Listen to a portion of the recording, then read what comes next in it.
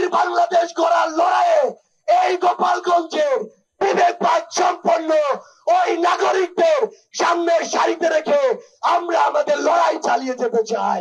জুলাইয়ে আমাদের সাথে কাঁধে কাঁধ মিলিয়ে সামনের সারিতে দাঁড়িয়ে আমাদের নারীরা, বোনেরা, মায়েরা রাজপথে লড়াই করেছিলেন স্বৈরাচারের বিরুদ্ধে, ফ্যাসিস্টের বিরুদ্ধে।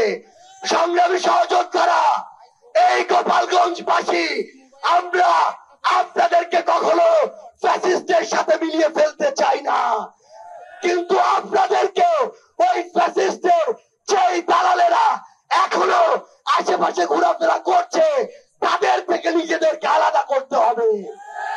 আগামীর বাংলাদেশ গড়ার লড়াইয়ে এই গোপালগঞ্জের বিবেকবাদ সম্পন্ন ওই নাগরিকদের সামনের সারিতে রেখে আমরা আমাদের লড়াই চালিয়ে যেতে চাই। বিগত 16 বছর ধরে এই বাংলাদেশে আমরা দেখেছি জেলার নাম দিয়েও বৈষম্য হয়েছে, বগুড়া নাম শুনলে বৈষম্য করা হয়েছে।